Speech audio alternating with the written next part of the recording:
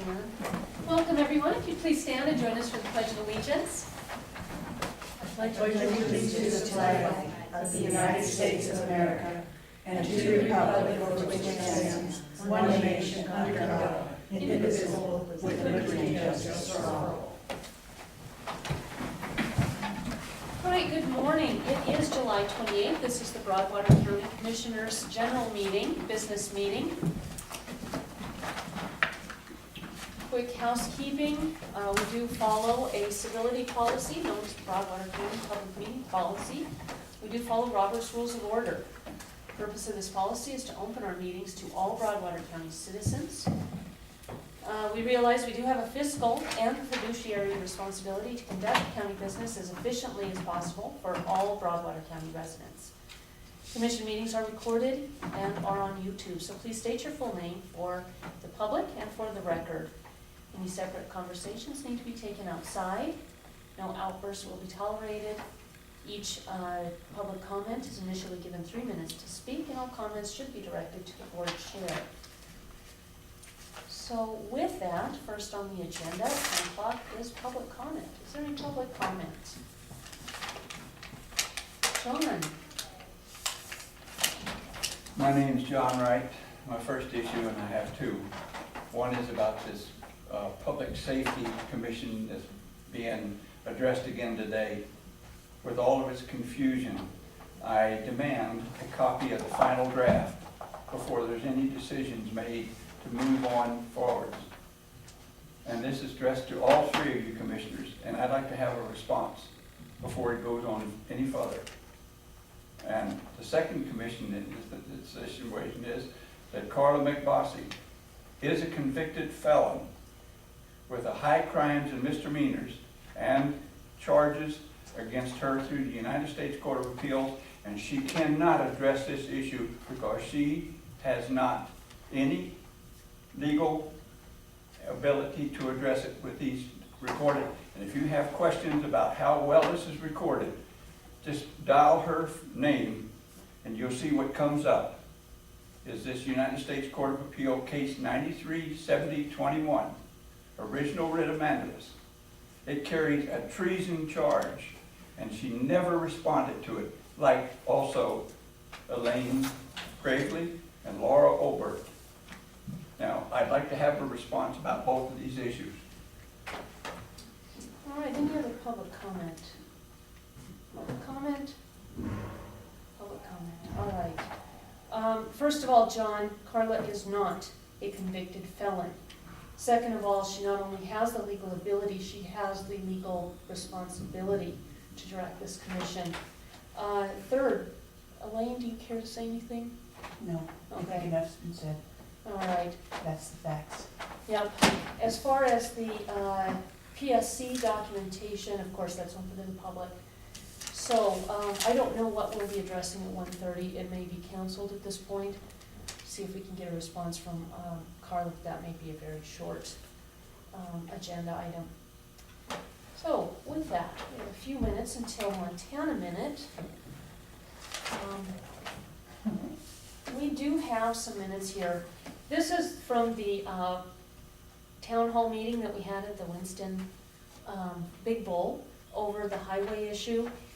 These aren't necessarily required minutes because we don't usually do that for working meetings, but that will be what we turn into MDT to argue. And so I think we should have a vote of approval on those particular minutes. I'll make a motion that we grant approval to the town hall meeting at Big Bull at Winston on June 25th. I'll second. It's been moved and seconded to approve the minutes of June 25. All those in favor of the motion, please signify by saying aye. Aye. Aye, motion carries.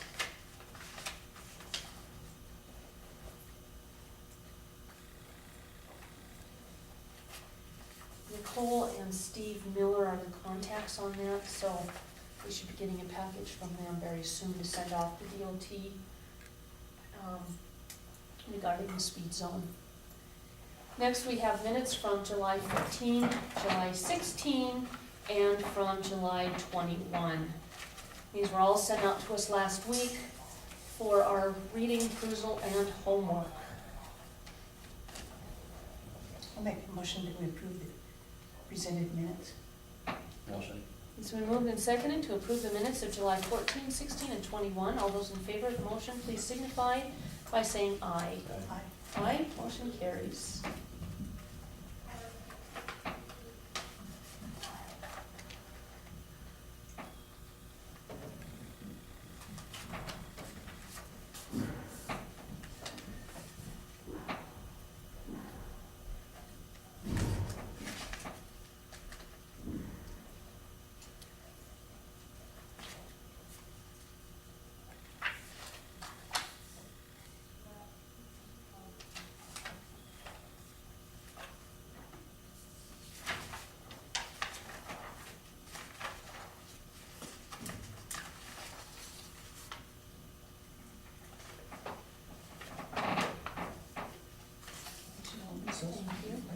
I know it, yeah, it's gonna be hard to prove. We have time cards, these need to be signed and turned in to Debbie. Every elected official, even though we are salaried, turns those in, so there is a record. That is required in order to get paychecks. It was pretty lax in the past, but Debbie is not comfortable circumventing Montana state law. So before she has to start withholding paychecks, she would like to see those turned into her.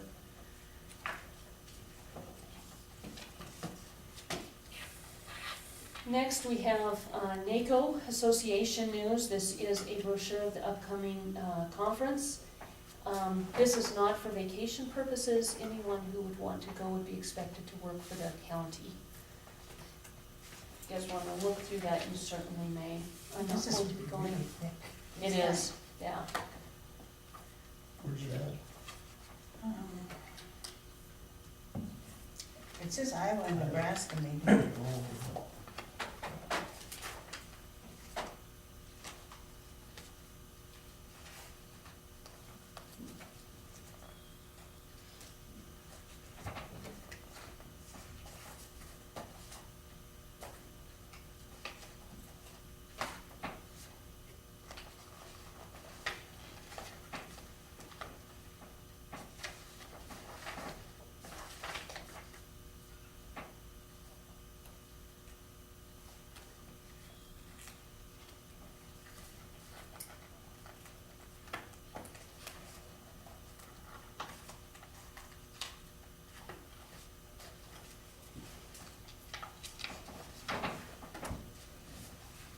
It's evidently in Pennsylvania, Franklin.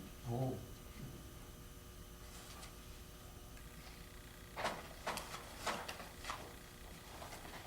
It was a whole bunch of hotels and their price and so. Just pass it on. Thank you. Next, we have, just for information's sake, this is the insurance policy with the rodeo board. We've already signed that, that's just for our paperwork.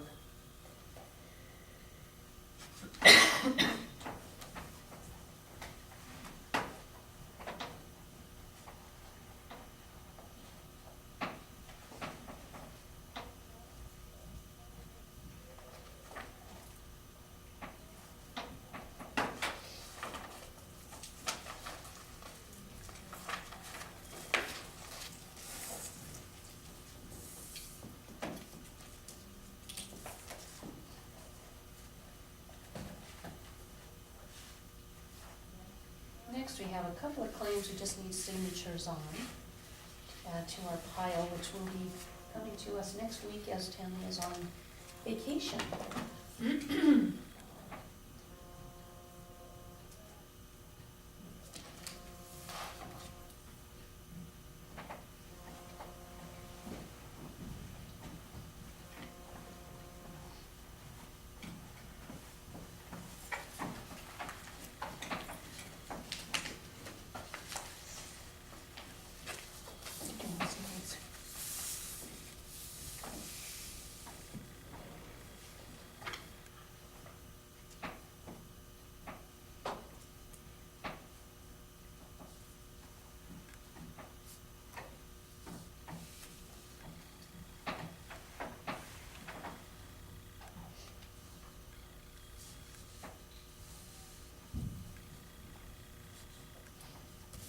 Next, we have the approved claims.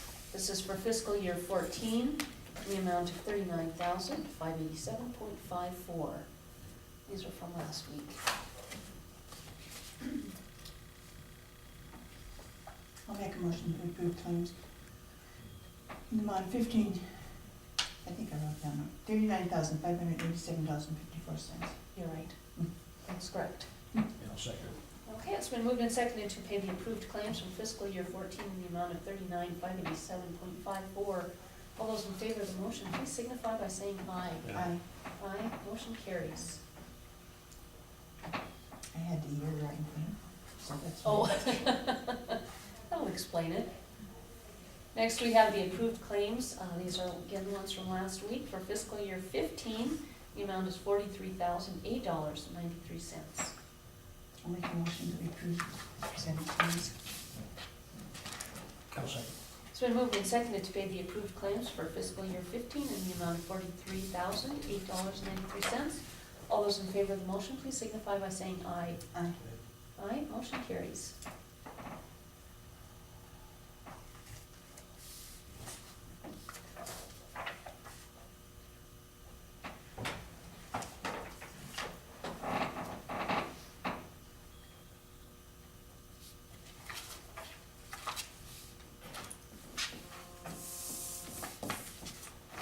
Thank you.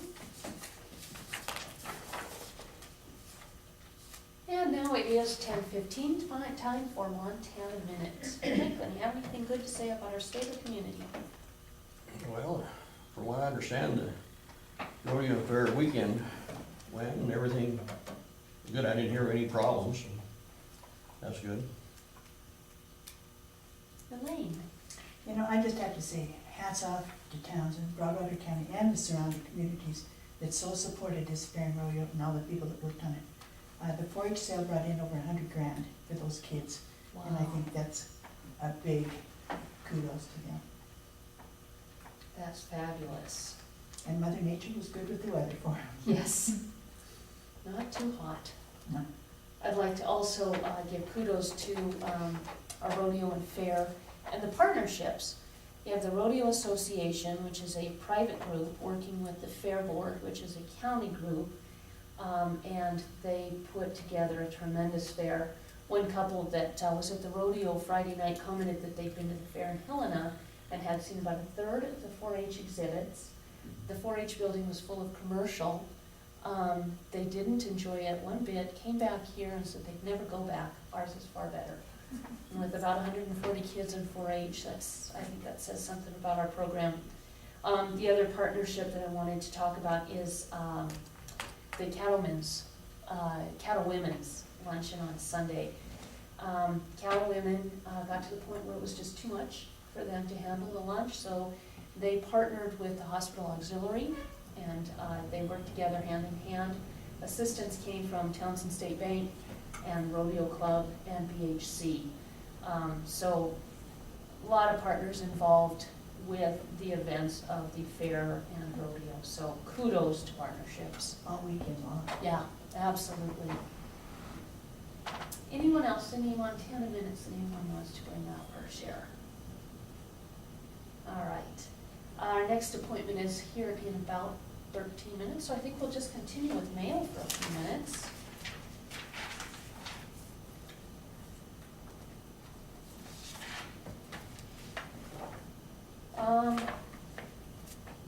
Well, we're done with mail. This is our appointment coming up this afternoon, or later on this morning. So, how about Commissioners' Community Update? What'd you guys do this week? Franklin?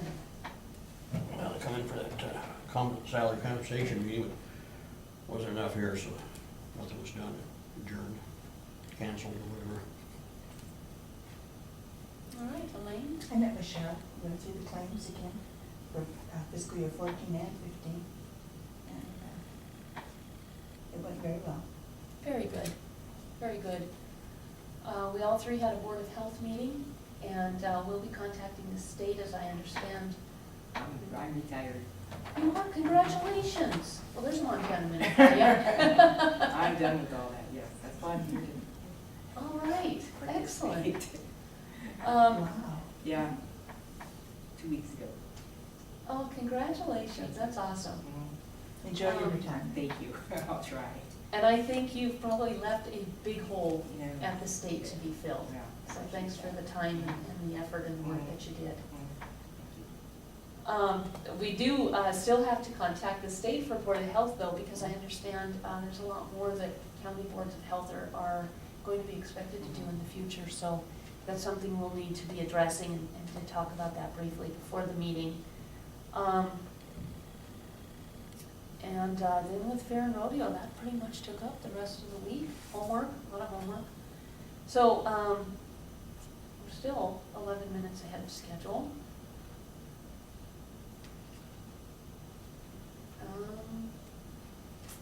And that's all I've got. Anything, Ann? I'm going to see if Doug can come up. That'd be great. Thanks. As our agendas are subject to change at any time without notice, Doug Ellis, we'll see if we can get him up here a little bit sooner and maybe move everything up a bit. Question, please. Yes. Trudy Southwick, did you say there is a draft of the PSC? Of the agreement, yes. Mhm. And is it just the agreement, does it outline everything as far as No, the discussion you guys were having last week on it? it really raised a lot of the questions that were brought up last week. As far as any changes to that, there haven't been any.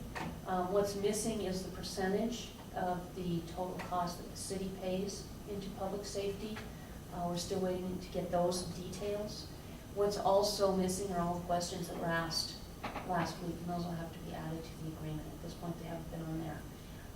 Carla did send an email that we would be wise to wait till the city council meeting next Tuesday before meeting on this, and we don't have any answers, so I don't believe that this board would be prepared to sign anything without those. Can I get a copy of it, please? Oh, absolutely. Is it real thick or? a couple pages. Okay, Mhm. Yeah. perfect, thank you. Is that something you could email or do I need to Mhm. copy or? Yeah, I'd be happy to just send it to you electronically. Okay, that'd be great. Hi, Zach. Or can I make a comment about just what you just got through saying and going back and forth before Doug starts? Nope, we're gonna hear Doug. So Doug Ellis, treasurer, acceptance and distribution of electronic records by government agencies decision. This is just a Thank you. email that I got about a week ago. And I just wondered if it was something that we needed to address as a county. Maybe have a policy set up so it was standardized between all the offices. It was just, the treasurer is around the state sent an email wondering what each county was doing as far as electronic signatures. As far as I know, really the only thing we have in our office and deals with more than anybody would be the e-filing. But it's just something that's becoming more and more standardized in the business practice. Everybody wants to do everything by email and electronic forms, and so I just, this first page of Montana Code 30-18-117 just kind of is a brief overview, and I just went through Title 30 and kind of pulled out some of the things that I thought were relative to county business, whether if it needed notarization or,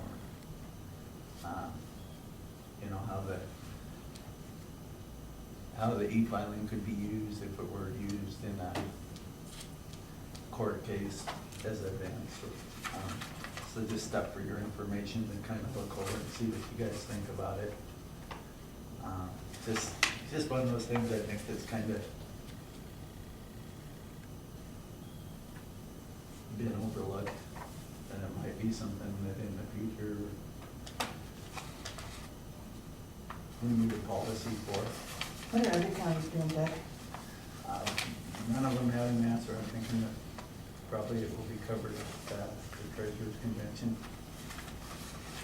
But it didn't look like too many of them had even addressed it yet, so it's just something that, Is your convention with ours again this year? Do you know? No? Okay. They have a part of the commissioners one, but they always meet by themselves, as do the clerk and recorders. Oh, okay, all right. So when is your next conference? You know? September, Clerk and recorder is August. yeah, the treasurer's convention September. Treasures are September. We're September 25, I think. It's the third week of September. Yours It's always is? the height of the rut of the elk season. It's the usual week is It's when just I- not right, Doug. That sounds like a hunter to me. Yes, it does. All right, so Don't the ask week me why I before. can remember that. That is good way to remember. Be a better way to remember it if they changed that week. I'd still remember the week if they changed when the convention was. Yeah. No kidding. Do you think you get some information? Yeah, that's something I think probably we should look over and kind of see what you think. I tried to check with the other offices, but don't think any of them are using any kind of e-signatures yet. What does the state do? Do they accept e-signatures? The state, you know, I'm not sure what they do on that. This was there's really, other than motor vehicle and, elections, there's not much we do with the state in my office, but neither one of those accept them, Okay, so. which if they started getting pressure from the counties, of course, that would change. Right. But, yeah, I think we need to certainly look into this, because I think even though it's not being done now, it probably will be in the near future. So we need to be prepared. Yeah, that's what I thought, just something is more like a safety or liability issues, more than anything. You know, at the Secretary of State's office, there's a form that I have to do with the truck company all the time, and it doesn't require a signature. For whatever reason. Well, it's like our ED 214s are doing it more electronically, and they don't require Oh, don't they? a signature. No signature in the new DD 214. And that's always been a pretty private document. I mean, it kind of surprises me that they don't require a signature on those. You want to explain DD 214 for the audience? It's the DD 214 is the military. Discharge. Maybe speak up, I don't think hear you. Oh. I see him straining a little bit. Yeah, well, I'm straining too to get the right words to beat me, but it's a. Isn't it the discharge? Yeah. It's Okay, so basically we're- the discharge papers from the military. Yeah, and we use the DD 214s for motor vehicles or taxes. They can use them for exemptions. It's a pretty important document for a service grant. And we do keep them in our office, but they're not public record. They have to be kept private. That's why it kind of surprises me that there's not a signature on them. Yeah, that one would, you would think is pretty serious. But I did check with the attorney at Fort Harrison when the first one came in that way. She said, yeah, that's the way they're issuing them now. That's because they accept e-signatures on those. They always used to have a signature. Mhm. So as time goes on, I think there's gonna be other forms that come up that will be the same. And from the way I read this, it looks like it's our decision whether we want to accept them or not. I would bet you that this will come up not only at the treasurer's conference, but ours, the 25th Right. of September. So what I would suggest is that we read these packets, do our homework, and then meet at the end of September. I think you're gonna see the legislature take action on this also, Really? All right. so that everybody's uniform. Yeah, with this, when I got it on my email, I just thought you guys should see what was going on, so you didn't get blindsided by it somewhere down the road. I appreciate that. Thank you very much. Plus, to have a meaningful discussion at conference, it's good to have had, again, the homework done. Right. Yeah. And there are, code number 30 is the code that has all of the rules on this right now, so, Okay. and it's not long, but some of them looked like they were pretty repetitive, said almost the same thing, so I just kind of hit the highlights. So if you wanna, come down and read the book over, or go to the website and see if there's anything important I missed, it could be. Okay. Just wanted to let you know it's out there being talked about. It's probably gonna come up a lot more often. Yeah, appreciate that, Doug. Any further questions for Doug? I don't believe so. No? All right. Anyone? Questions? So you should find out at your convention. Yeah, it'd be interesting. Yeah, there's quite a bit Yeah. of report on it there. I All think right. all three conventions will have it. Yeah, Yeah, if you keep us updated on what you hear, that would be good. All 'Cause, right. you know, things are changing and they're changing fast, and Mhm. there's going to be more and more electronic reliability on pretty much everything we do. yeah. Yeah. The basics of doing our job is going to require more knowledge in this area. All right. All right. Well, thanks, Doug. Thank you. We are still ahead of Can I have schedule. one 10 minutes? Yeah. Kudos to the crew that worked on this parking lot out back. It is beautiful. It is so nice. There's no mud holes. There's no big potholes to fall into, Right. and it looks very nice. Yeah. And Mans across the street have called me on numerous occasions to complain about the dirt and papers and everything blowing their way. And I'm sure that they're grinning more than any of us. Mhm. So kudos to all of them. Yeah, absolutely.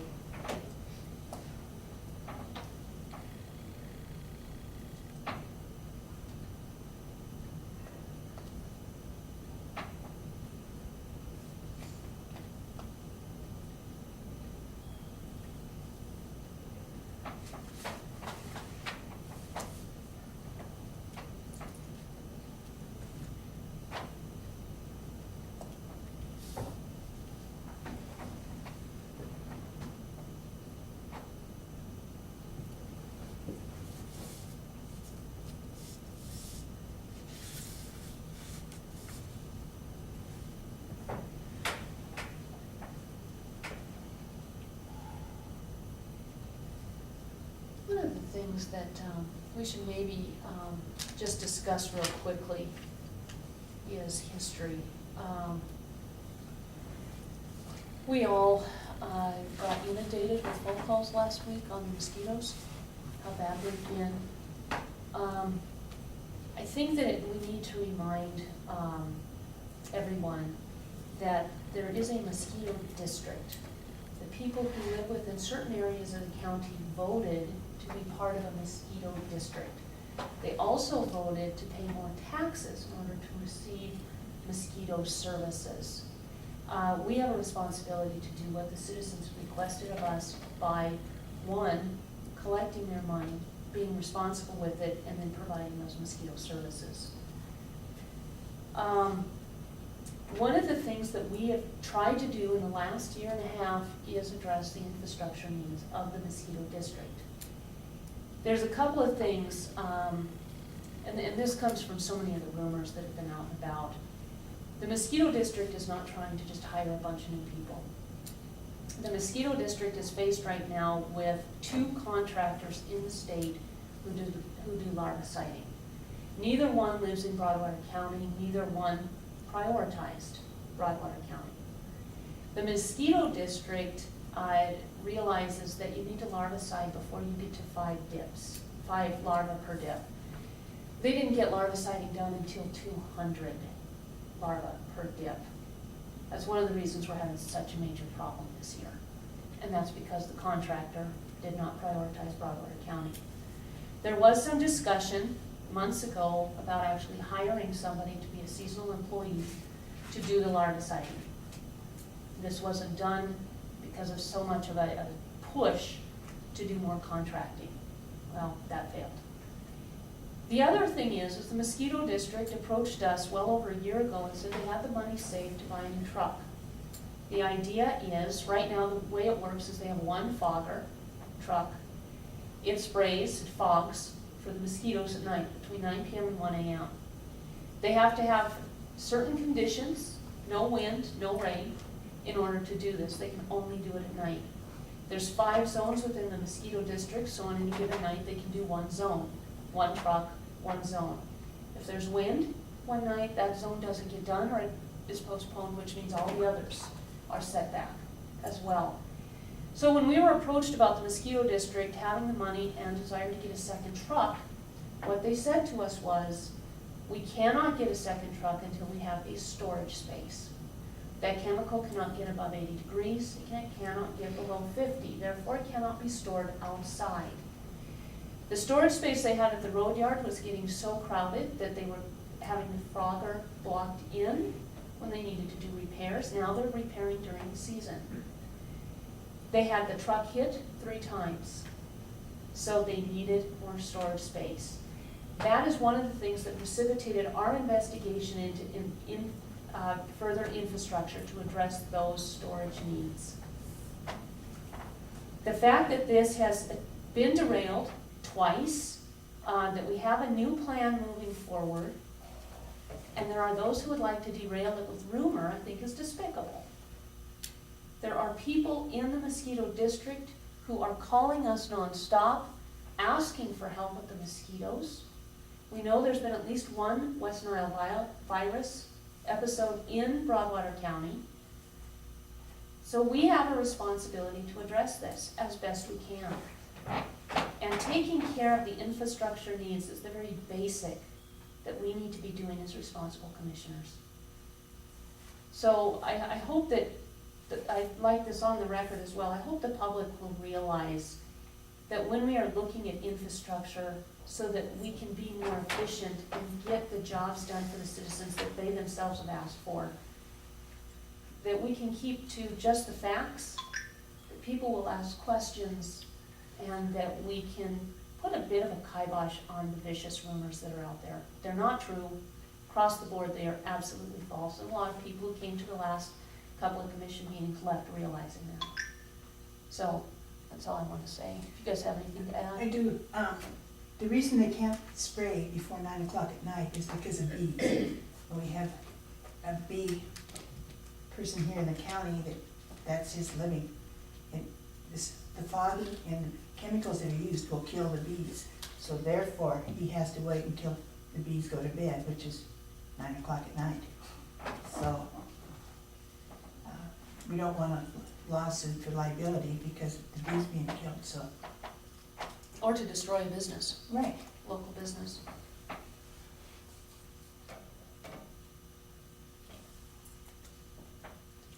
I don't know if you guys are aware, but we may be losing another mosquito board member over this as well, which is So a huge hit. she already resigned, she told me. Yeah. I haven't seen the letter, so I'm still going on the positive that maybe you should change your mind. Sue told me herself. Yeah. This It is. looks to me like on that contractor that's supposed to do that spraying, there should have been some teeth in that and gotten a hold of it. There's no We're excuse just the for that, you know? small potatoes Well, in the big bin. yeah, but if they're in that business, either should have been notified ahead of time, or we should have been on, or the board should have been on them to let them know when it's time. So how There's would certain, you, probably only certain areas that they have, I don't know what those applicators are doing, but they're doing the whole state, Franklin, there's 2 of them. How are you going to put teeth into a request that says, all right, you are obligated to come to my county because I don't want you going to another county? Explain to us how you would if they can't address handle that. it, then they should let it know so it can be done otherwise. And that's what they addressed doing, and they got hit with, no, you can't have any more seasonals. They had people come forward and say, you need to contract. You yourself were pushing contracting. The 90% of emails the time, I'm it is the getting best way. are pushing contracting. That's what you get a hold of that contractor. If he says he can't be here, then you forget about him and take other means. We need to address these things proactively. We can't look backwards and say, you know what, they should have done something different. We are culpable in not working better with the mosquito district when they wanted to hire a seasonal employee. We need to also take responsibility for the fact that contracting doesn't work in this case. And we can't continue to insist that they do something that isn't working and then look back and say, well, they shoulda. So what we need to do is learn from this and move forward. Yeah, should have. We need to make sure we empower the mosquito board to do what it is they need to do. And if they come to us and say, a seasonal employee is a better option, we need to give them the trust to do what they and their expertise have determined needs to be done. There's simply not enough in the state to cover where they needed to be. And again, we were not their priority. We think we should have been, but their perspective is other places thought they should have been as well. You know, I received a lot of calls, and I'm sure the rest of the commissioners did too, inundated. I mean, when the phone rang, I almost cringed because I knew what was gonna be said. The ladies working at the fair called me upset, because in the building that they were working in, mosquitoes were so bad. And by the grace of God, we were able to get some mosquitoes removed, shall we say, and buried. Yes. But if you really watch those mosquitoes, some of them are really tiny. That was a new hatch. Exactly. No, they're Yeah. different type of mosquito.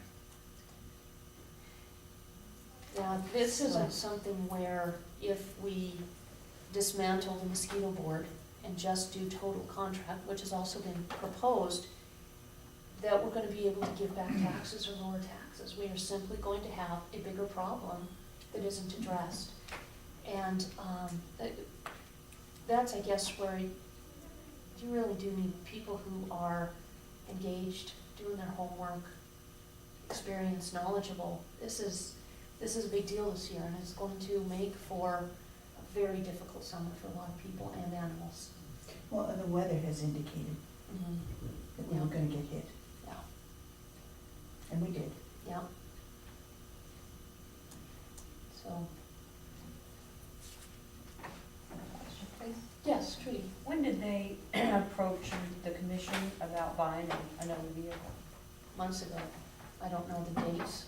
I know it's been multiple times. Last fall, probably February, March timeframe, we talked. Last summer, when it was so nice, the comment repeatedly was, next year's gonna be even worse, next year's gonna be even worse. And the reason is twofold. One is, they know that the larvae will continue through their gestation. I don't know if that's the right word, but 2 is comparing to last year. You know, we don't have a good comparison because this year seems even worse because last year was so much better. So, excuse me, follow up? If it was last year and last summer and they knew it was gonna get worse, then why did we wait until the middle of this summer to start looking at facilities for storage to accommodate another vehicle? If you guys knew that this was a problem and this is why they couldn't, once the Perry building wasn't able to be purchased, everything seemed to die on the vine again.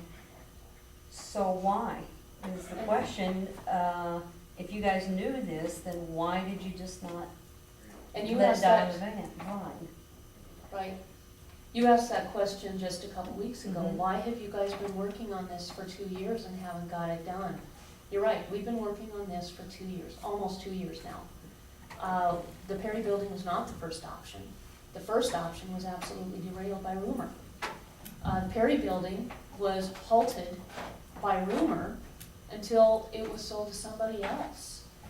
Yeah, that dried on the vine because we'd had so much come in that stopped us from being able to do what we knew we needed to do. You've been at some of the meetings, you've seen what we've been dealing with as far as that goes. Yeah, then Search and Rescue came up and said, hey, we've got this need also, and all of a sudden the team formed in and came back to us a third time and said, you guys have got to address this. And that's what we finally got through last Wednesday with Sean. You say we haven't been dealing with this, or why haven't we? We have been. We've just been stymied by a very small group of very determined folks that don't want us to do anything. And now we are dealing with those ramifications of having not been able to get it done. So I'm hoping that we can learn our lesson. I'm hoping that we can keep our eye on what needs to be done for the citizens of this county and actually get it done so that we don't have a repeat of this. And again, we need to make sure that we do our homework so that we're moving forward intelligently. Laura, I want to make a comment, a parallel to about there is a simple I'll give you solution. 1 minute, John. Okay, there is a simple solution to what you're making a monster out of. Our weed board, every one of the individuals has an applicator's license for a pesticide, herbicide. We're not talking about the weed board, John, we're talking about No, the mosquito no, board. let me John, finish. Let me, no, give me no. my minute. No, you are off the topic. No, it's We- on, exactly John, on it. That's enough. It's We have an appointment they've at already got the 10:45. trucks, they got the applicators. That is enough, John. Why won't you let me John? complete my conversation? Because that's enough. One more word and I'm pushing the button and getting a deputy in here. You need to. Okay.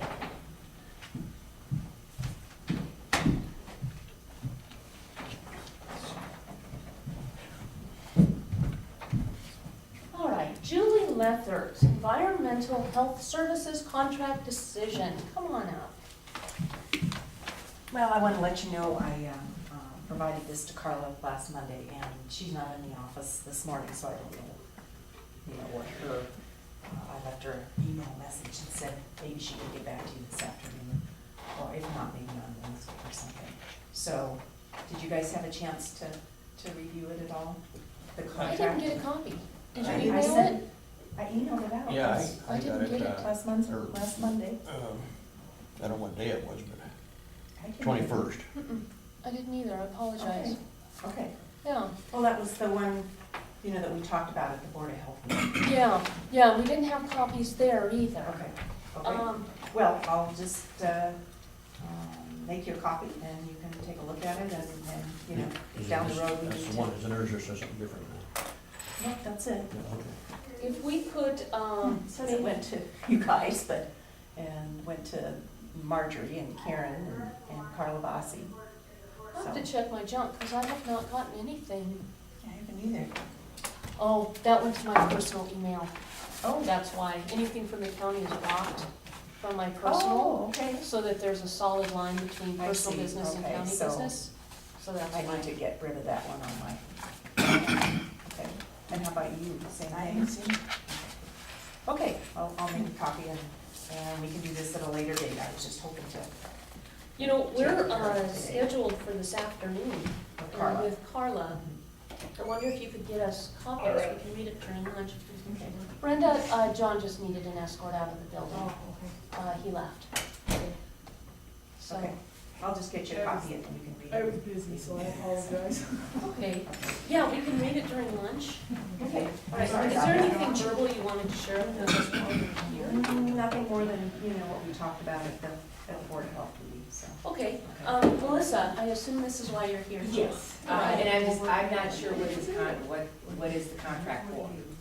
It's for services to help with my inspections, my licensed establishment inspections, as well as to try to meet the FEP deliverable of having a backup sanitarium, because they still don't have a backup sanitarium. You don't need to have a hired person on staff to have a backup sanitarium. Okay. You usually partner with the outside county, that's how. Well, I haven't had any success doing that.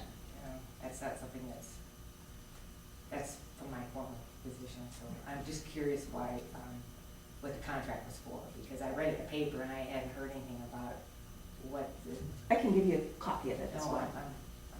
Do you think you could explain to Melissa what you told the Board of Health as far as the other services that they could help with? It would essentially be a contract with another agency to do some of the food inspections, correct, Correct. Julie? The licensed establishment inspections. And also, if I was on vacation and we needed an inspection of a septic system done, or if there was a failed septic system and they needed a site evaluation done to get these folks up and running, they would be available to do that. And the contract would be to help me with those inspections that I don't necessarily get done myself. So, because I think last year I only got 88% done instead of, the 100% of the inspections. So that's what, and it's strictly a per establishment rate, or per, a mileage rate and an hourly rate for septic systems, that type of thing. And it's just, you pay by the month, and it's not a contract like a flat rate that they do all the inspections for the year. It's just more or less backup for if I don't have time to get things done. well, and who would the contract be with? It's with Yellowstone Environmental Solutions, and it is Sean Hill and,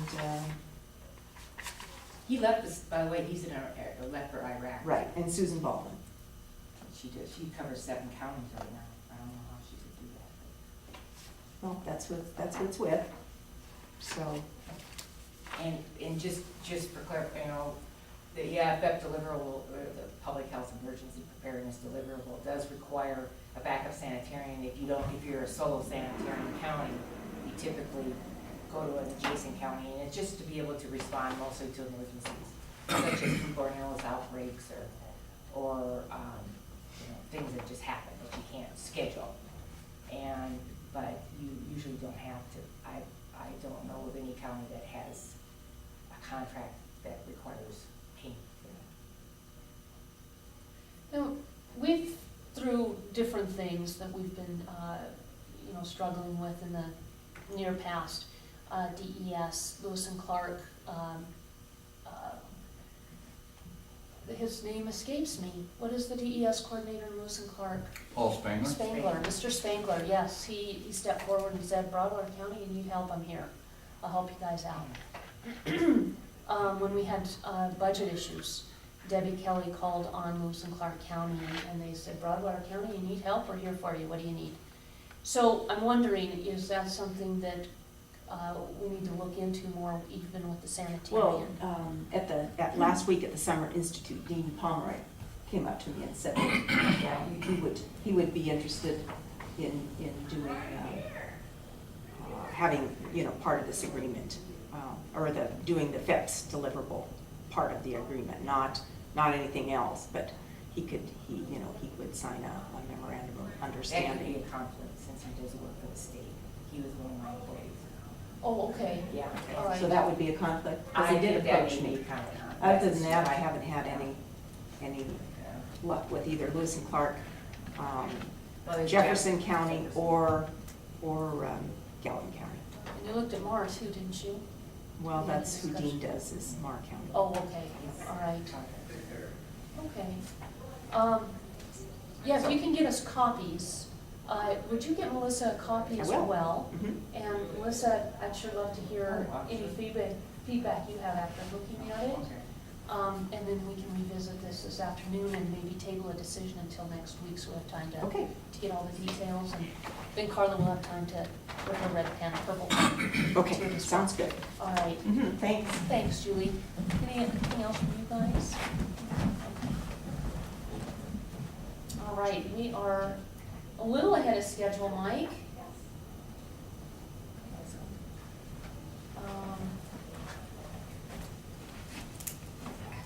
This is kind of This is more managerial and ministerial, so based on the fact that we are scheduled to change, we'll still be here after 11 for questions. I'm gonna go ahead and move, yeah. Okay, I'll So- talk a long time. My Like copy, always. DES update, EMPG grant approval decision. And I have a copy, I'm sure you do too, from Sean. Right. That'd be good.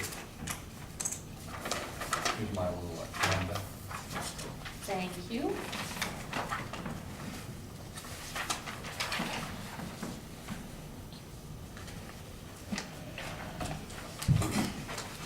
First thing I'd like to talk about is our emergency management performance grant. It's an annual grant that's, we call it EMPG. It's 50% federal money, 50% local match, and that's what we get every year. The same level was last year. I think I emailed you documents on that. There's a set of 3 documents that will need to be signed by the chair. And one of them is attached to this is our award letter. And let's see, this is a copy, I guess, of the 2 letters need to go on the county stationery. You have electronic Thank copies you. of those. Yes. And I might have to sign those, you just get, call me up. That just kind of explains what the grant's for and what our requirements are. And there also, I think, I emailed you a copy of the grant local agreement that the county has to sign, with copies of that also. What that does is pays for part of the operation of the DES office, pays part of the salary of the DES coordinator, and then some of the expenses like office expenses, phone, some travel, and rent and postage, little things like that. That's what it's been for several years, like the same dollar amount. I've never spent it all. Last year I didn't spend. What we don't spend goes, the local share goes back into the general fund at the end of the fiscal year. I had several $1,000s that went back. And anything we don't spend on federal money also reverts back to Montana DES. We can reassign it or eventually goes back to the U.S. Treasury. Helps pay for the debt. The national debt, that is. Anyway, if there's any questions, I'll be happy to answer on those. If not, I'll move on to an update on FEMA Deep Creek Flood Mitigation Grant. Hey, can I ask you a quick question, Mike? I'm sorry. Absolutely. The EMPG grant, we will be addressing our DES office and position here Yes. coming up very shortly. Do we have to have that position filled in order to receive No, this? no. Okay, We received it last year, beginning the federal fiscal year on October 1st. This is the federal fiscal year. And I was your interim DES coordinator on October 1st. I came on August 12th. okay, So it doesn't make any difference yet. Have to have somebody in that position, either in interim, temporary position like myself or a permanent position. Doesn't make any difference. okay, all right, And if you have, go for a couple weeks without anybody, that's no problem. They don't, you Okay. just have time to fill that position. okay, No thank problem you. on that. Any other questions? On the Deep Creek grant, this is a project we had originally about $1 million or something. And Sean Higley and I have been working on that along with a technical committee that the Board of County Commissioners had appointed. I think Ron Spoon's on that, Dan is on that. So is Dwayne Hellerson, and there's a couple other that are also on that. And the support staff is just Denise, myself. And we are at the point of, we're in phase 1 part of that. And we have by October 17th, we have to have phase 1 completed. And we're looking at to scale back that scope. All those different projects they had for, some of that money was earmarked for Highway 12 on Kenny. Yes. We're not gonna put any money into that. That's all being handled by the Montana Department of Transportation through the Highway Trust Fund and state funds, their matching program. We're also gonna work on the North Fork Bridge. They've engineered that, and they're gonna put a new bridge in North Fork, so that's not gonna be a county responsibility. Our scope is gonna be limited to 2 new county bridges, Carson Lane and Lightning Barn, which are culverts right now. We wanna put in bridges, concrete bridges with wings on both sides, you know, foundation, put a foundation, and then put a bridge deck on there that's actually portable concrete. They just sit in, just like they have now on Lower Deep Creek Bridge. And then the other bridge we're gonna work on is to repair the county bridge at Carlson Lane. Similar type of a bridge, but the foundation footings, the creek comes around off there through Ray Horn, goes up to the county road bank, swings on down around, and then comes back in. It's kind of on the south side there, it's washing underneath the footings.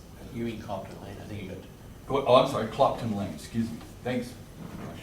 Clopton Lane there. That was replaced, I can't remember, by about 7 or 8 years, maybe 10 years ago.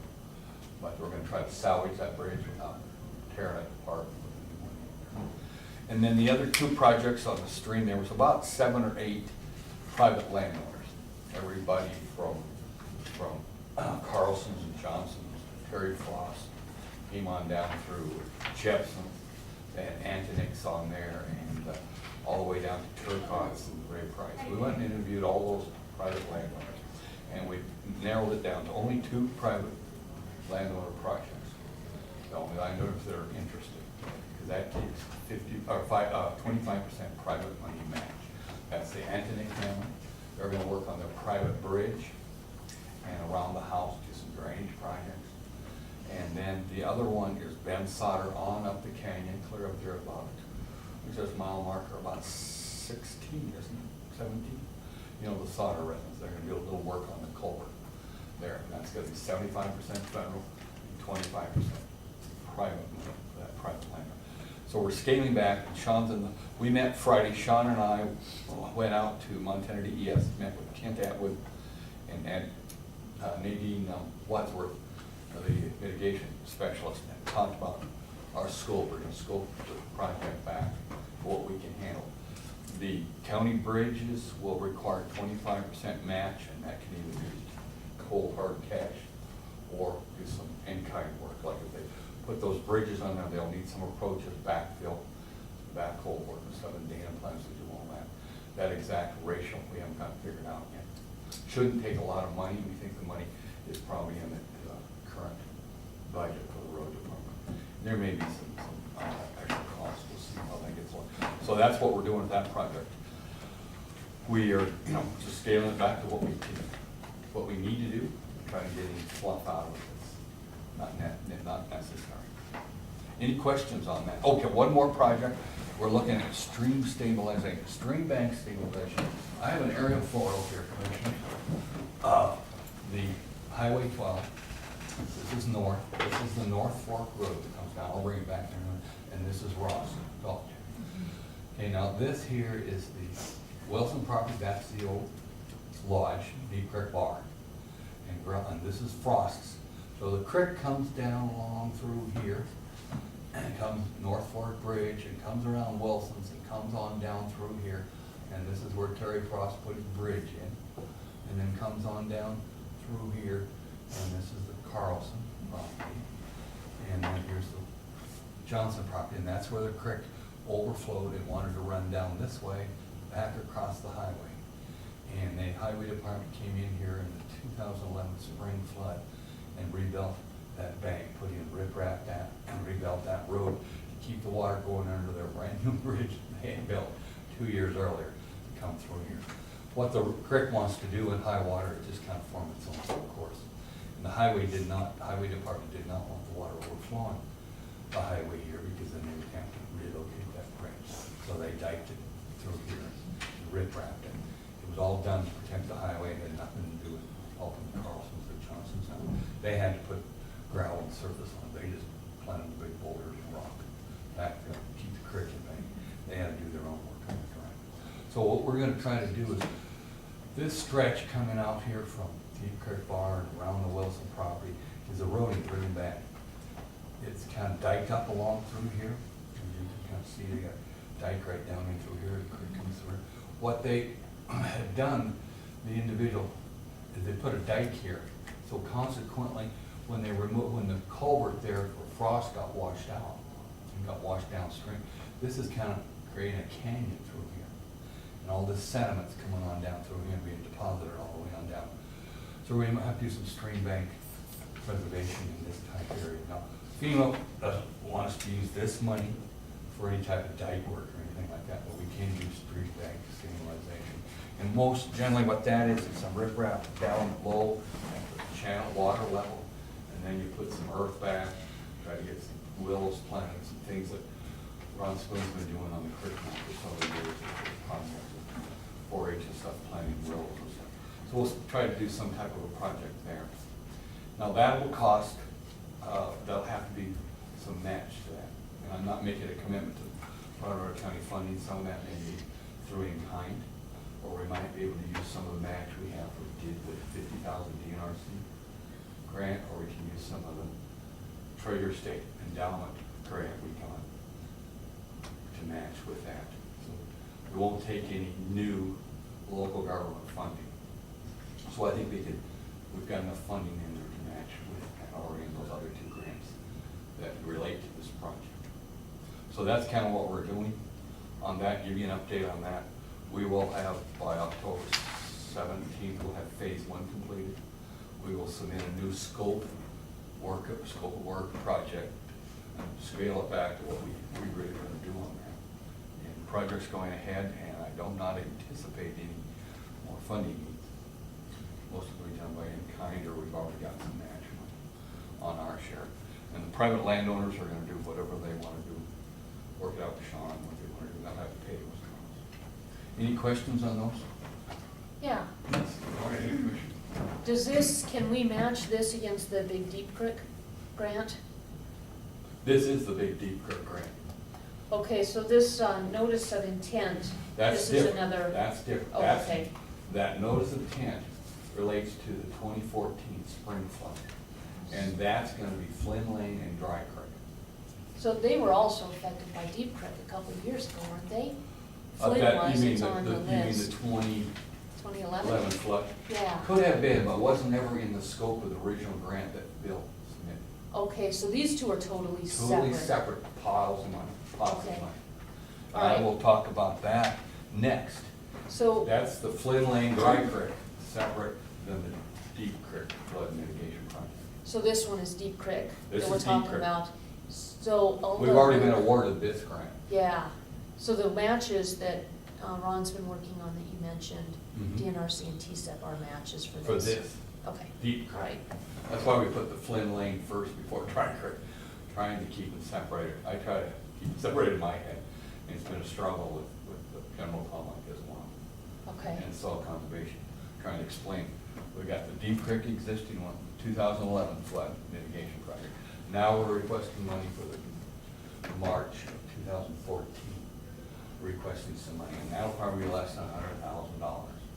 And while we're talking about that, what we're looking at is Flynn Lane.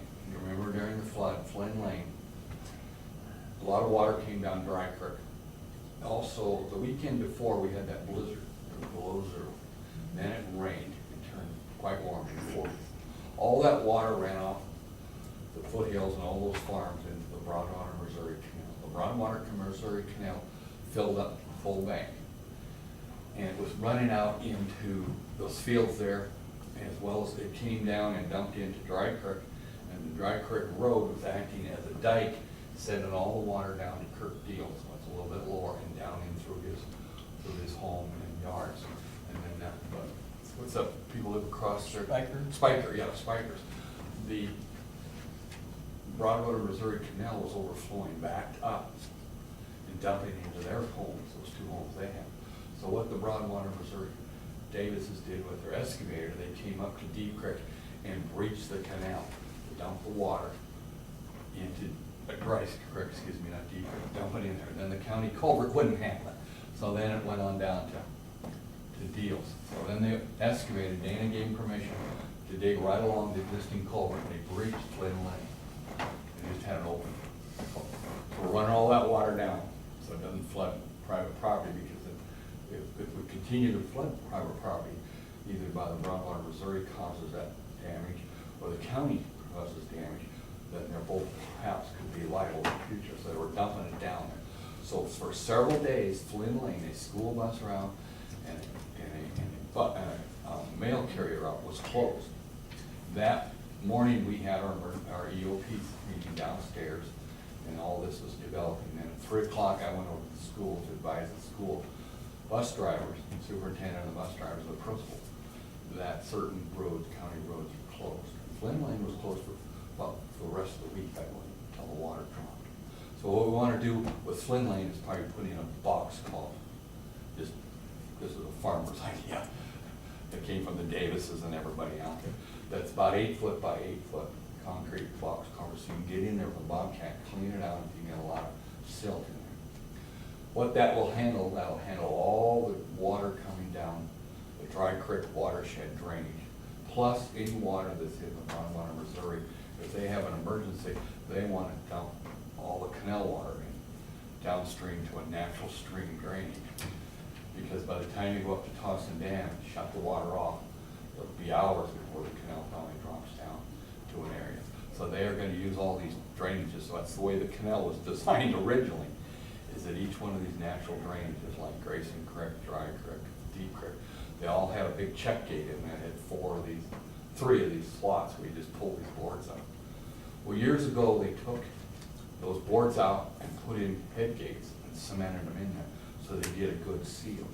The purpose of that was because they were dumping chemicals, moss control, into the water. We know anybody gets river water, we have trouble with moss. And that chemical was getting into Dry Creek and Deep Creek and Grayson Creek, which ended up killing fish. Now, the technology and science has advanced enough that you can actually put something in the canal to kill moss that won't kill fish. So they want to take all those head gates out, concrete ones, and put in these drop boards, so that if you got an emergency, you just pull those boards out. And every fall, you pull them out, so that if there is a flood, the spring will run off, and the spring will run down and go right down to the natural water courses without breaching the canal or flooding the neighbors. And that's their emergency flood plan. And they have to address those issues, and they have effectively addressed those issues. We visited with them at their meetings. They're working with Soil Conservation District. They've got to be prepared for another spring, 2014. Fall, the ground was frozen, the water won't run in the ground, it just wants to run downhill, and that canal floods them. So they have to be prepared in the fall when they shut the water off. They have to pull all those boards and get the water and check out the canal, so the water comes in and goes out to the river without flooding or washing up county roads. So that's what the notice of intent is for. And I think that's less than 100,000, that's just a notice of intent. We got an email back from Kent Atwood, Montana DES. They're gonna come out here in August. They wanna see the project. They wanna go to Flynn Lane, see what happened, pictures we took. And then we're gonna go on up Dry Creek a little bit up there where Rick Meyer built his cabin. All that used to be pasture and sagebrush. Now they're starting to farm it. Well, anytime you farm it and you don't have a crop in there, if it's early spring, you get big rain, snow, it all wants to run downhill. So what it's doing is running into these 2-foot culverts the county has there, and it just silts them up. Then it runs across the road, and then washes the road down. So we want to address a few of those issues. The county road has to be open, kept open. There's a lot of people living up there. So of course, during hunting season, we probably have a couple hundred vehicles a day in the morning, and they all return in the afternoon. But there's not that much traffic during the winter time, but there are some others. It's quite a ways around. We have to leave it open for emergency vehicles, ambulance, and fires. So we want to address some of those issues at the same time, because it was all involved. And we took Sean, and Dana took us on a tour up there. Then we'll take Montana DES, and then when we have that, we'll probably invite the commissioners. And then Dana can address some of those issues. See what Sean's going to suggest. Just bigger culverts and stuff, and some way of collecting that silt sediment, put them in a little bit more of a slope, so it runs and cleans the culvert out, south cleans the culvert. So that's what the notice of intent is. And that's called our Flynn Lane / Dry Creek Road project out of different pot of money. And that also required 25% county match. But Dana assured us that he probably has a sufficient amount of money in his budget. He'll probably install a lot of those culverts and stuff with his crew, so that'll all be counted as in kind. Now, the box culvert, of course, will be installed right by contract. No tamp on both sides, get it so it sits. They may have to build some wings on it as well, concrete wings, pour some wings on, at least the uphill side. And they'll do something on the downhill side to keep it from swirling, washing underneath it, or not having to do some work. That'll all be designed by me. And that'll all be matched. That'll all be managed. Okay. So what we're trying to do is take advantage of the federal money, FEMA money on this project. Eventually, those issues will have to be addressed by the county. Just like the culverts on Carson Lane and Lightning Barn. Eventually, we're gonna have to address those issues as taxpayers. Put in some bridges to handle the creek, and over at Bricker. So what we're trying to do is take advantage of the availability of hazard mitigation, federal FEMA hazard mitigation money, to work on some of these projects, improve our county road structure. Why we have to. Anything we do, it'll last for 50 years more. That's our goal. I do have one question, Mike, on the North Fork Road, the Yes. bridge. That bridge sits really low. And most certainly does. How are they gonna take care of the highway and the They're gonna road? elevate it, bring it up. And they're On gonna- both? They'll probably bring the bridge up somewhat, and they'll probably bring the highway up, and they're gonna clear some trees on there, trying to make it safe. Because you come off the top and you look to the east, you cannot see traffic for very far up there, about 300 yards if that. Mhm. So they're gonna try to clear some of that stuff out of there on the right of way and then get some permission, or, you know, part of the easement, they're gonna get some easements, some tubes that own some of that property. On the other side, that Dunn, some of the trees that Dunn had planted there. If you're coming down Ross Gulch and you look down, you can't see because the trees are in the way. Some of those trees are planted on the highway right away. They're gonna take those out. So I think what they plan to do is elevate it a little bit, and they might even lower the creek. I don't know, that's for their hydrologists and engineers and all them to do that. But I think that's what they want to do. Make that not only a bridge that's functional, that can handle the flow of the water, but is also a safe approach. It has to meet today's federal standards for a primary highway. That's primary highway, Highway 12. 2011, the water was hitting that bridge. Yeah, it was coming up over the top. Right. Yeah, it was. And then there's a 12-foot culvert on the east side hanging on there, and I'm asking Dana, what's that for? Yeah, no, we thought it had some phone cables in there, but it doesn't. Somebody put it in there, so right now we're not taking it out. The Highway Department's tackling that problem. They're gonna try to also do something, the water comes off the North Fork Road, comes on down around and swings around and gets Wilson's. And that's been a problem, I'm sure you've visited with them. So they're gonna try to address that same problem somehow, and I don't know what their plans are. Just not gonna be a county responsibility to rebuild that, that's gonna be theirs. I think that's phase 2, and then phase 3 is gonna be resurfacing the Deep Creek Highway after they got all these bridges. Have you been up there since they put the bridge? They're terrific, they're nice wide bridges, concrete up high, concrete decks, just like we're talking about, what we're gonna, they can put them in about a 2-day period. And it's gonna be really nice. It's gonna be wide enough so those individuals who like to ride bicycles on that highway, which are probably not very smart, very safe, should be able to be safe. But they're gonna try to fix that whole road up.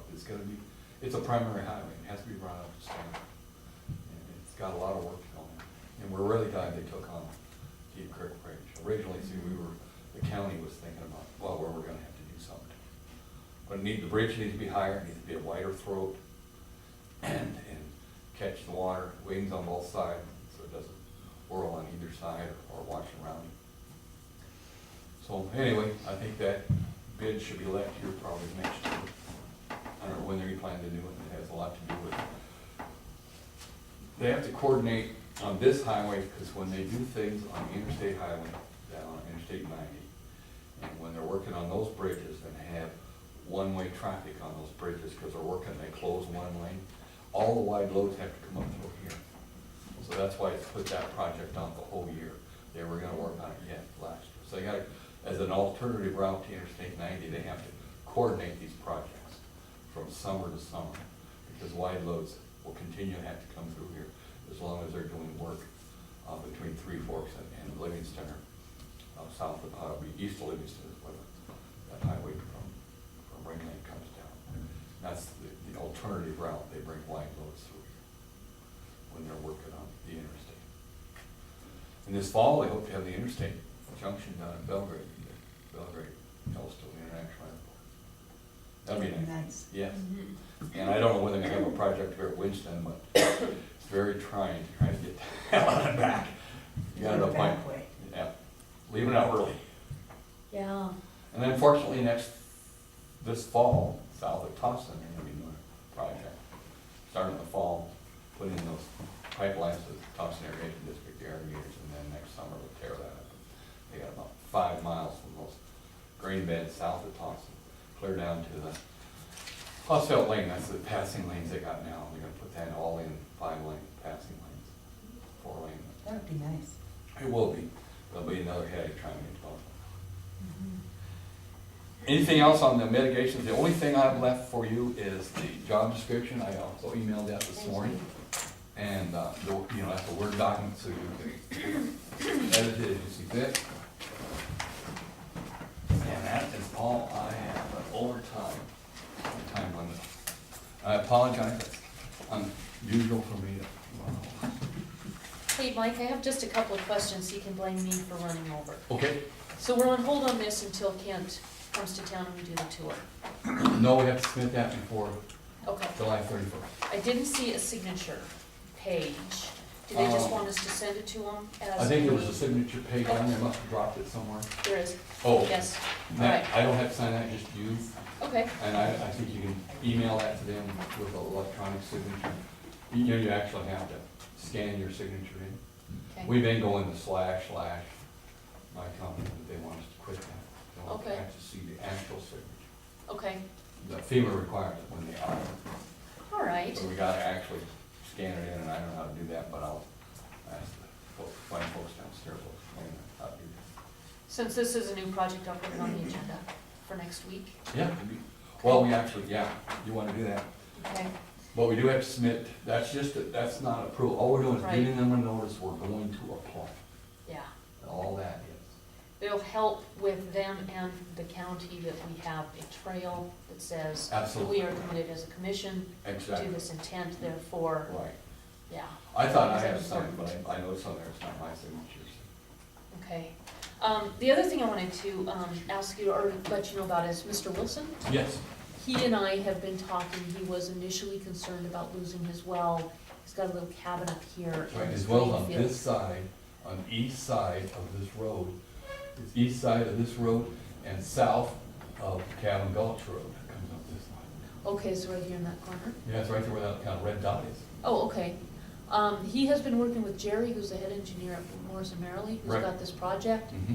And I did invite him if he wanted to come here and talk about that. Jerry also said he'd come down, and he said he's fine at this point. But I just Okay. wanted you to know that he has been in contact with us about those issues, and so's Jerry. I've seen him a couple times. I don't think it'll affect him at all. It'll actually, I think when they get this done, it'll actually improve that. Right now, he gets a lot of runoff. Of course, he's banked that up there a lot. He gets runoff from the North Fork, he gets runoff from, this is Cabin Gulch, Log Cabin Road, and it runs off into there. And that's an issue. Of course, his pipeline and electricity is all in the ground, it's probably about 6 feet deep. And the highway department's aware of that, when they do any construction, and respect that, do any damage or anything to that. They Nice. will have to repair, keep him in the water and stuff. But I think that's good to visit with him, and Morrison Merrill's aware of that. He brought that to my attention, showed me where it was at. I didn't realize it was on the east side and south of Log Cabin Road. Yeah, I didn't either till just now. It's in a bunch He of- told me it bunch of was up weeds. here. Well, that's his little cabin here, but Yeah. that's where we found it. Okay, all right. It's got, wellhead and stuff. As long as he's working with Jerry on that, then that's. He has to work close with Julie too, Ken said. Oh, sure, yeah, You know, okay, the reason they put it over there, it has to be so far from his drain field, 100 feet from the drain field. right, And because he owns that property, they just have an easement through there. okay. You see, it's an old easement, the county has, probably going back to when we were territory. I don't know how that road was gained. Either that or Jimmy Sharp knows all this history of this road. And then my last question is more of you guys. I think this should be taken care of ASAP. We are meeting Wednesday for a working meeting. Maybe we could table this and actually each of us read it, add any edits, and then get it advertised on Wednesday. Is that I'm fine with agreeable? Okay. All right, I think that's all my questions. You guys have any more for Mike? I don't. Okay. Thanks, Mike. I'll get out of here. I apologize again. No, this was a lot of good information, so thank you. Thanks. Thanks. You guys have a great day. You too. Pass it around. Pick up. Do you want all these, Ann, for the minutes? I'll just put it back to my chicken scratch, sorry. All right, we are at 11:22. Do we have a COS? Come on up, Bernadette.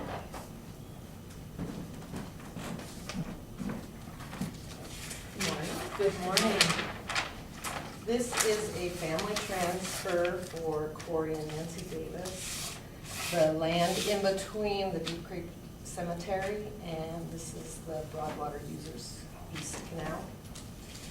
And they are given, it's about 20 acres, 27 acres, for their mother, who's gonna build out there, I All right. guess. Pass it around. This will have an egg exempt on it, or? No, it's over 20 acres, so it just has to go to Julie. It does not have to go to state DEQ. She'll just, and I know they have been in contact with Julie on putting the septic system in and all.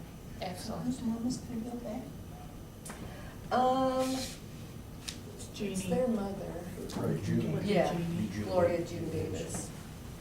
No, it's not June, it's Jeannie Davis, Oh, Corey's mother. Oh, Yes, Corey's mother. okay.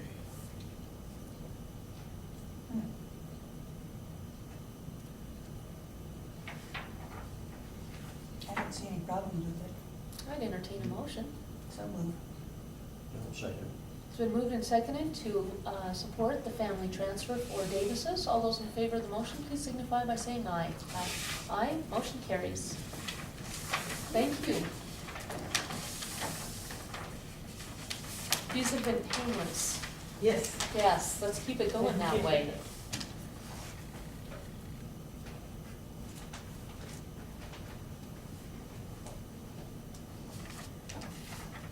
I understand you guys have been pretty busy. Yes, it has been a busy summer. That's good. Yes.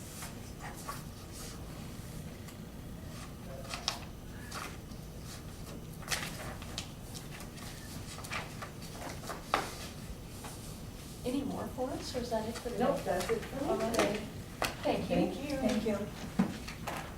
All right, we're 4 minutes ahead of schedule, but again, our agenda scheduled to change, so we're gonna go ahead and start now. Tom Williams, Restoration Group update. Come on up, gentlemen.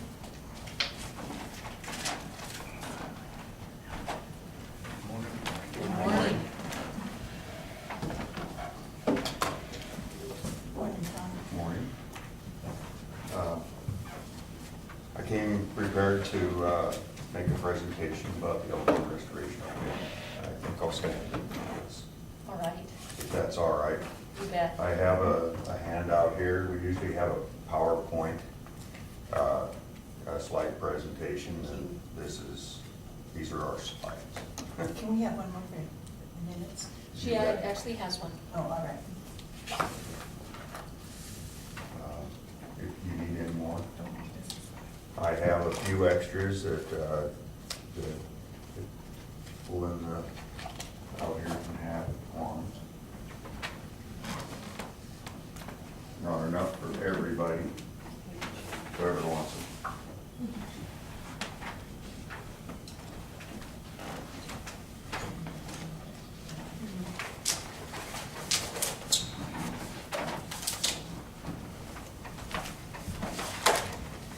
I need one for myself, so. And I have a fact sheet on the Restoration Committee.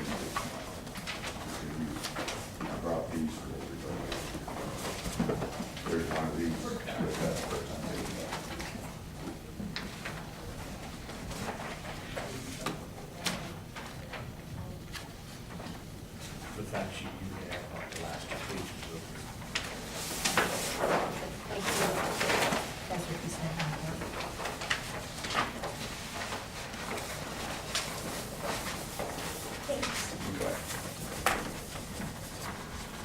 sheet is in the back of that. I think it is anyway. Yeah. Yes, it's smaller. We're the Elkhorn Restoration Committee. I'm Tom Williams, I'm chairman. This is Al Christofferson, he's co-chair, and Franklin is our county commissioner representative on the Elkhorn Restoration Committee. So you've been getting updates on what we've been doing. We've been doing these presentations to let people know who we are and what we've been doing. We made one to the Rod and Gun Club meeting a couple weeks ago, and Al and Steve Marks made one to the Jefferson Roundtable this last week. And we have lots more on our agenda. This is my first one, so we'll see how this goes. What is restoration? We're looking to restore we're working with the Elkhorn Mountains up here.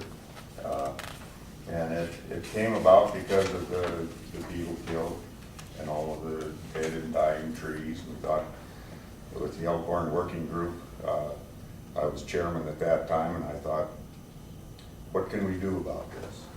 So we started a committee, and the committee got bigger than what we had planned, and we went with the Montana Forest Restoration Committee in Missoula, and we're on our own now. But we want to restore the forests and the landscape back to its naturally occurring landscapes. We want to provide economic opportunities, some opportunities for the timber cutters in the lumber mills and the ranchers and the miners and the hunters to restore. We want to restore the grasslands and wildlife habitat. Restoring it back to wildlife habitat is an important thing because we get the Rocky Mountain Elk Foundation behind us, and the public is enormously behind something like that. Providing recreational opportunities. There's lots more people interested in the Elkhorns these days. If you're over there alongside the Raidersburg Highway like I am, I'm out there haying. On a Thursday afternoon, the campers and the boats and the motorcycles just headed to the hills in droves. And that's on a Thursday. That isn't like on a Friday or a holiday.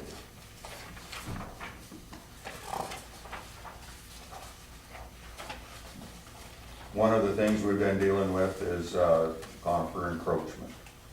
And over the years, the timber line has been moving out into the grasslands. And it's been one of the objectives of the Forest Service to, that's why we have these burns. And to restore the grasslands and to take those small conifers back to the old timber line. These are pictures. One is from 1959, the other one's from 2004. It's up there, just before you get to fall down into Eagle Creek at that cattle guard going to Eagle Cabin. And it shows the difference in what the timber looked like then, 54, 55 years ago and 10 years ago. And this picture from 10 years ago would be dramatically different than today. The 2004 picture was after there was a burn there. That burn happened probably in '99. The next page is the mountain pine beetle impacts. These are pictures in the Warm Springs area over there above Helena, just south of Helena, in 2009. And those pictures would be dramatically different than they are here too. The one on the right shows when the impact first started and the trees turned red, and the other one shows what it looks like now. The forest turns gray, and then the next phase will be those trees will be falling down. Be like pickup sticks on the ground. And it's our idea that we could do something about that, maybe to create some, we call it holes in the landscape, so if there's a wildfire, that there's a place to stop it. After the 1988 fire, those trees fell down, and it's almost impossible to get through that territory now. And there's a project in the works to mitigate that situation. We want to restore the natural fire cycles. This is a picture on Crow Creek where there was a fire. I think this is on Mud Springs probably, on Jack Smith's ground, Jackie Smith's now. We had a controlled burn there 6-7 years ago. Mhm. And those juniper snags are still showing there, and they look kind of ugly, but the grass has been coming on.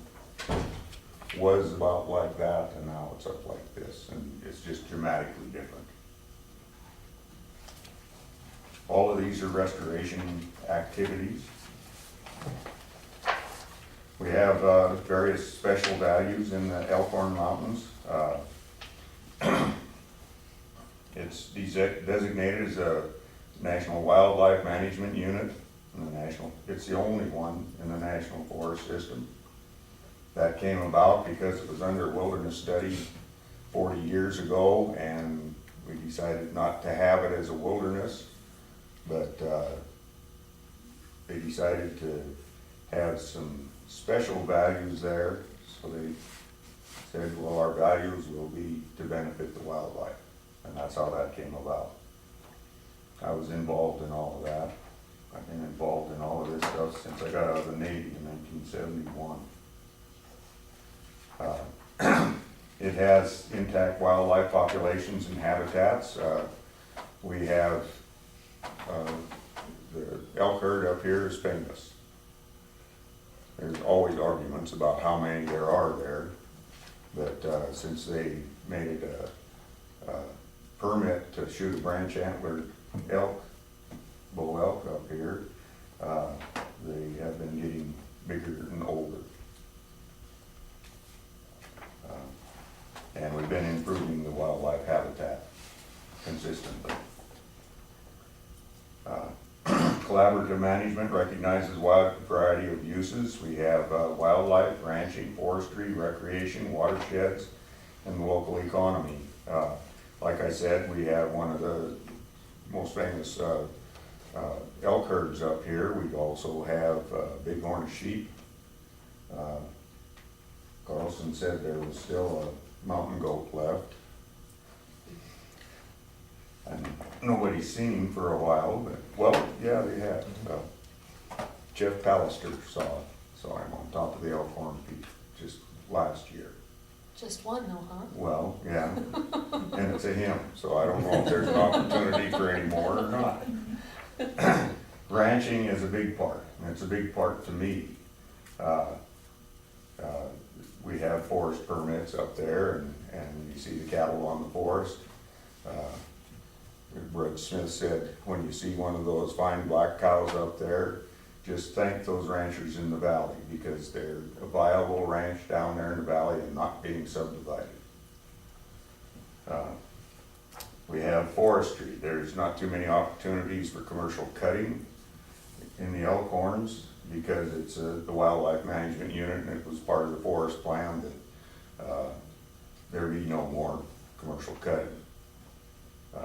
But we have stewardship projects we can do, whereby you can go in and cut down the dead and dying trees, and a few of the green trees go.